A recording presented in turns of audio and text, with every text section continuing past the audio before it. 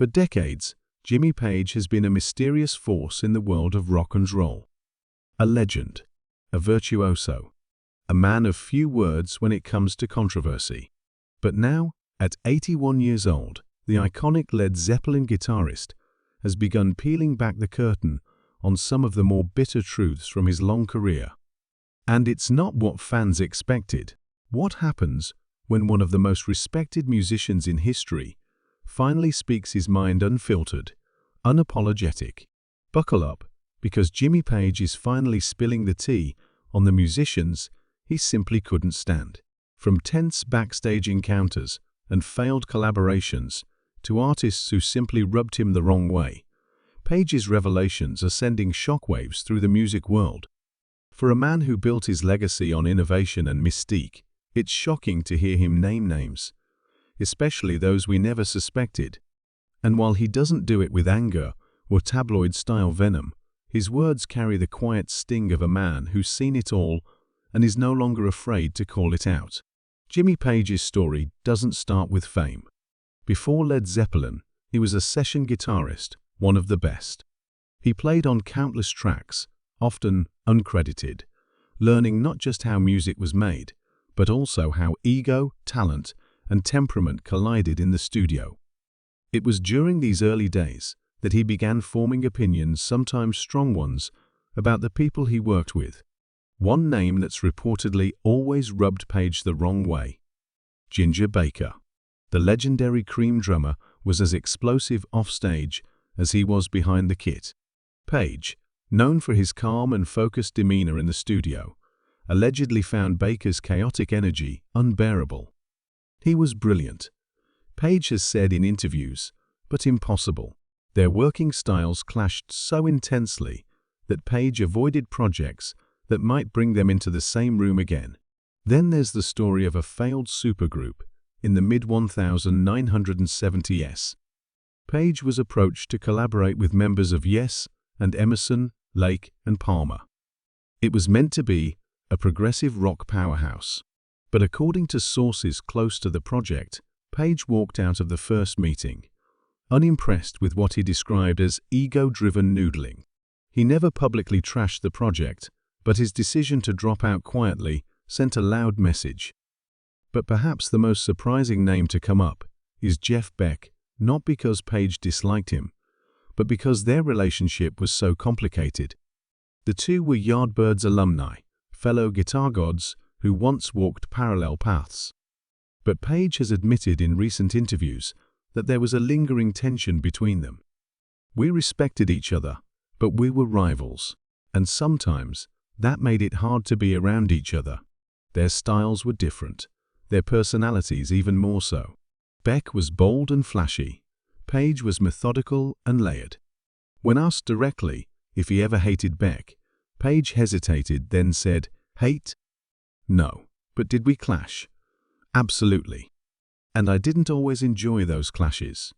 One of the most intriguing stories came from a 1982 recording session Page was invited to attend, featuring an unnamed American rock frontman later believed to be from Van Halen or Aerosmith.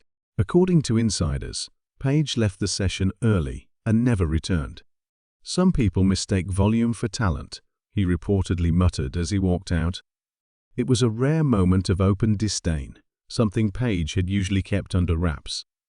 But not all of his criticisms are about personal conflict. Some are about values. In a recent podcast interview, Page expressed frustration with what he called the commercialization of rebellion. He didn't name names, but many believe he was referencing artists like Gene Simmons, whose rock persona Page allegedly saw as cartoonish. He lamented how certain musicians had turned what he called sacred sounds into brand gimmicks. It's important to note that Page isn't launching a vendetta. He doesn't rant. He doesn't rage. But now, with age and legacy on his side, he's being honest. And sometimes that honesty stings. He talks about artists who prioritized fame over craft, about those who copied Led Zeppelin's sound but lacked the soul. He talks about producers who butchered albums for radio play, and guitarists who had the skill but none of the heart. And then he throws in some humor because, after all, Page has always understood the game. There were times, he says, when I'd hear a band try to be Led Zeppelin and I'd think, oh no, not again. Imitation may be flattery, but sometimes it's just lazy. Fans have reacted in waves, some applauding Page's candidness, others shocked to see him name names after years of silence. But most agree, this is a man who has earned the right to speak his mind. With more than 6 decades in the industry, Jimmy Page has played with the best, seen the worst, and walked away with his soul intact. In the same breath that he criticizes, he also reflects. He admits he wasn't perfect, that there were times he too let ego get in the way, that he missed opportunities, that he could have been kinder, more collaborative. It's a rare thing, an aging rock god looking back, not just with judgment, but with humility. He even adds a touching moment about John Bonham, Led Zeppelin's powerhouse drummer. We were wild, Page says, but Bonzo was family. If I ever had tension with him, it vanished the moment we hit the stage. It's a reminder that despite the rivalries and grudges, some bonds in music run deeper than personality. And that's the core of this revelation, not bitterness, but honesty.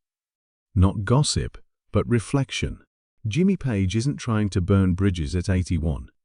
He's just finally comfortable enough to tell the truth. So, what does it mean when Jimmy Page finally lets us in? Maybe it's a reminder that even legends are human. That behind the riffs and the mystique, there are stories we've never heard, stories of conflict, disappointment, and the complicated reality of working in an industry driven by ego and ambition. But there's also a sense of closure here. Page isn't just naming names for the sake of drama. He's telling the story of his life, unfiltered and unapologetic. And maybe that's the real takeaway. In the end, even the quietest voices have something to say, and when they finally speak, the world listens.